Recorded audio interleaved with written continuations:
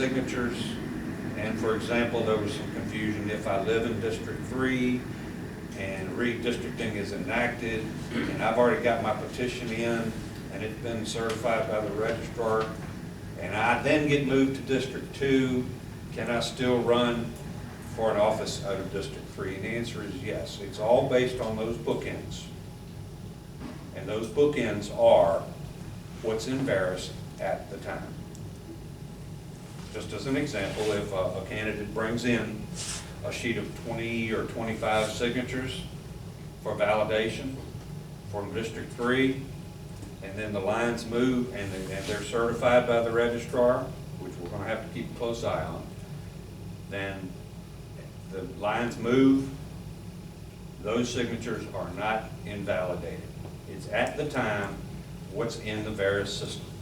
And we're still going to work with the Department of Elections to determine what and how and when all that's going to happen. So we'll keep you updated. Mr. Outlaw. So what happens, somebody is currently in the old district, is in District 3. Okay.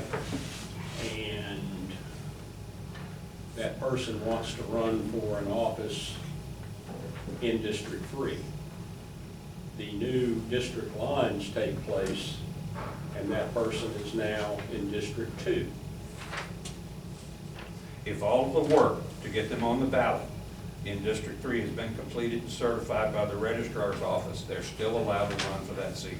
So they can live in District 3 and represent they can live in District 2 and represent District 3. It's bookended. I'm not an attorney, but it's bookended by what's in Varus at the time, both for candidates' residence and for signatures on the petition to get a candidate on the ballot.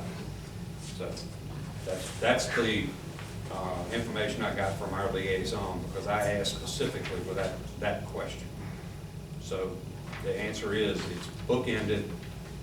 The end date is the certification by the registrar as to what district a person lives in. Well, one other thing, if you are, and this applies only to local elections, such as countywide or county elections in districts within the county, we've seen it happen for the states, or Senate of Virginia and the House of Delegates. A lot of those individuals have been redistricted out of a job. For local elections, you cannot be redistricted out of the district that you serve. That is for anybody, school board, board of supervisors, constitutional officers. Well, that doesn't really apply to them, but we cannot be redistricted out of our district. So that kind of, well, I don't know.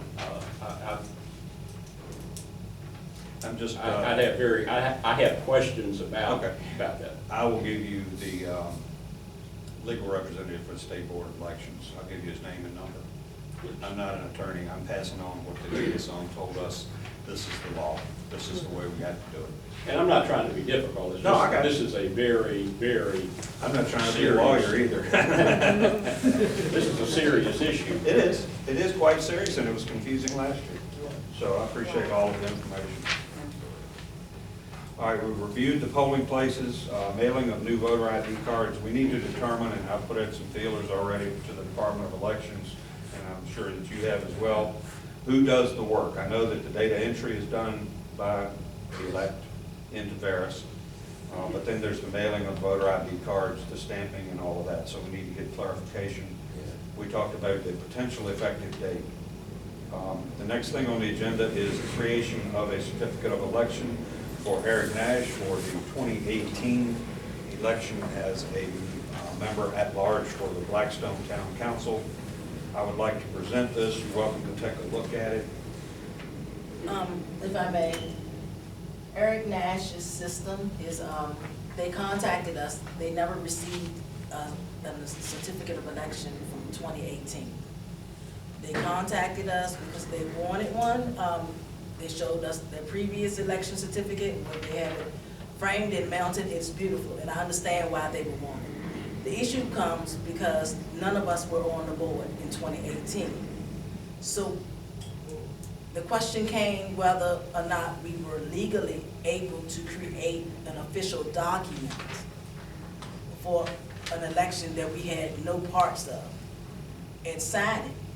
So I contacted Elect, and their response was to bring it to the board and vote on it to see if this is something we could do. Because also with FOIA, because this could also fall under FOIA, we have no copies of the previous certificates, and because of FOIA, we're not obligated to create something that doesn't exist to satisfy FOIA.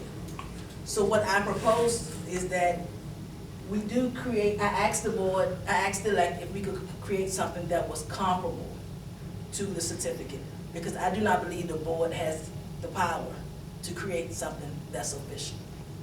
And I'm suggesting that we create a certificate and we send it, but we do not put the official stamp on it.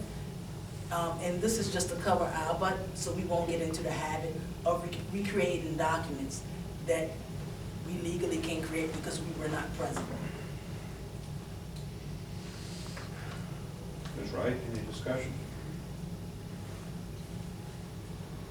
Well, I have to think about this, you know, I just got this but it makes me think, I agree with what you're saying, that it makes me think, you know, government is always a revolving door and a rolling ball.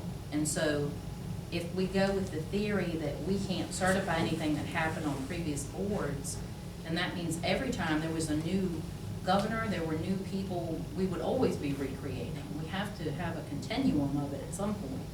So there's got to be a solution. So who was on the board in 2018? Mr. Wheeler, were you on the board? Yes.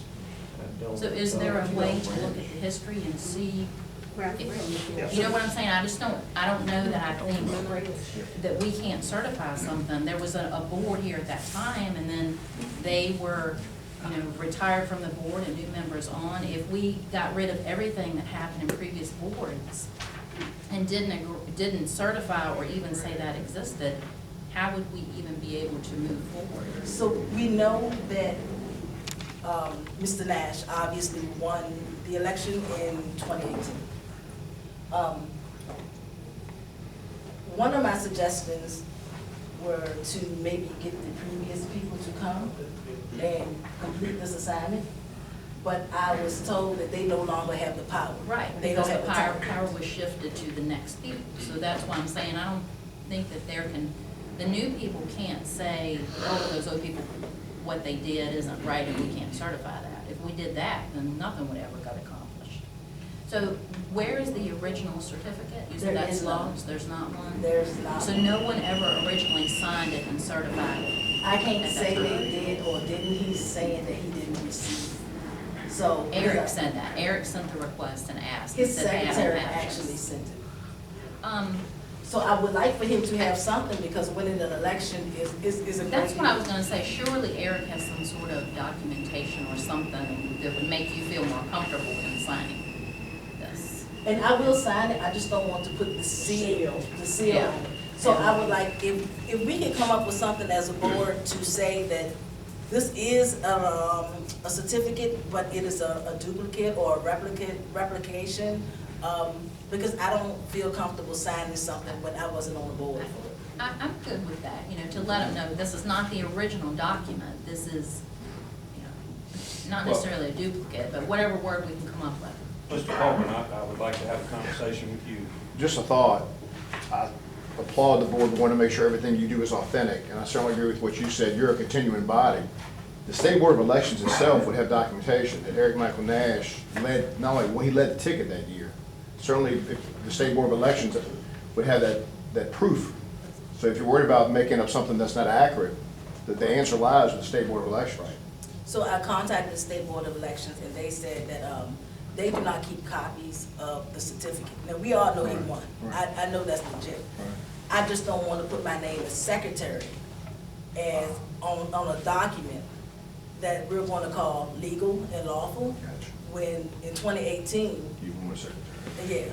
So, but I would definitely like to get him something for lack of better words, commemorative, to acknowledge that he won, because I would like something as well if I had accomplished the feat as winning an election. I just don't know, and, you know, I leave it at the board's hands, because if y'all say let's sign it and make it official, I have no problem doing that, because it's gonna be in the minutes, okay? And I'm covered, but this is a three-person board. So at this point, I would make a motion that we have the current secretary sign the commemorative certificate of election and forward that to Mr. Nash. With or without the seal. They're vanity wall hangings anyway, so, honest to goodness, they're made from a template on Word. It's not an official document, so I would leave it at that. The signatures All satisfied. right, well, we need to second that. Okay, I'll second that. Call for a vote.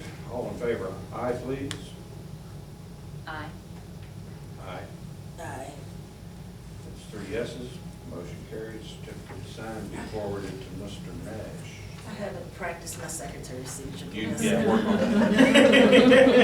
That's a critical thing there. All right. You'll get doctor's signature, you can't read it. This is gonna be forever in Mr. Nash's office. I wanted to look good. Nice. Celebration. Thank you. If you would give that. The next agenda item is email usage. We had agreed some time ago everyone would move to an @notaway.org platform for several reasons. Security for one, another is archival, because we're obligated, I think it's 2 years to keep things available for FOIA, even after a member leaves. So I need to poll the organization. I will say that I use Reynolds at notaway.org. Madam Secretary, do you have a .org? So Ms. Tucker and I, we attempted to get an email address from All right. Nottaway last year or the year before last or something, and they were not set up to accommodate us. So I did reach out to Ms. Tomer, and my email address is now set up. Okay. So now we're just trying to figure out the most efficient and correct way to transfer all of my emails from my previous email address to this one, and just maybe get some type of policy or something what to do with my old email address. So did Okay. your old email address had board activity on it? Yeah, we had, it's important to create a separate email address Right. for your board activities, so, Right. yeah. So I got an Nottaway board, so that, yes, I understand that, but I'm asking, so your old address, it was just board activity, it wasn't mixed in. Did you ask Ms. Tomer?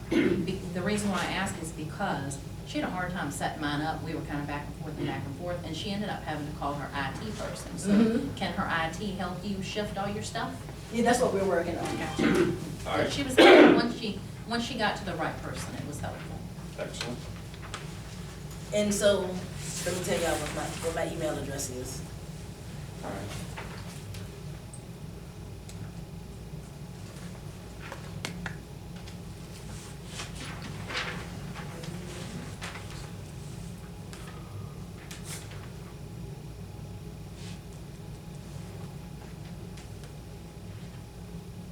So my new email address is sallen, S is in Sam, or S is in Sarah, Allen, @notaway.org. All right. Just a quick question, is that where all the notices for the meetings are gonna come from now on, from yours? Because if so, we probably need to make sure we check our spam folders, just in case the first time you send it, it doesn't come to our inbox. So, I guess what would happen is, because, the code says that the mailing list has to be updated once a year or annually, and we're doing our updates now. So the code says that anybody that would like to be on the waiting list, mailing list, would need to contact, the electoral board, preferably me, with, in writing with your name, your address, your number, and if available, your email address to be placed on the waiting list. Not, I'm sorry, be placed on the mailing list. So hopefully, and I'm not that technical, when you send that email, your email should pick it up that I'm somebody that you're corresponding with, and I shouldn't be placed in the spam folder. Yeah. Okay, so I agree we need to update that, but we're not going to start a new list, right? You know, it has to be done annually. So, if they would like to remain on the list, and that's per code. I disagree with that, because then you drop off 282 people that are currently receiving notices and minutes and draft agendas and such, and you start over. Am I Every hearing year. that right? Every year. I disagree with that. Well, I can read the code to you, if you like. I mean, that's what the electoral board goes by, is the code. Right. How do you notify 280-some people and you send you an email? Right. They're So the just- code they're is not public, here. They're not and here. I can send an email out with the code in it and what needs to be done. But because of the code of the Nottaway County Electoral, well, of every electoral board from the state of Virginia, because all the codes are exactly the same in their words, to promote uniformity. A lot of it is the citizens' responsibility to be aware of what the code says, and to educate themselves. Then we, as the board, I have no problem with putting the notice in the email and sending it out, but it is the citizens' responsibility per the code. Well, I don't argue with that. I mean, I'm not arguing with you. Oh, I that's understand. fine. I understand it, but, you know, I'd like, you know, I bet you if you ask everybody in this room, they knew they needed to send you an email to get. I'm your sure they list, did. I don't think anybody in here would know. And I'm gonna tell you, if you would've asked me if I knew what I knew before I got on the electoral board, then I would assure you that I did not know that the election process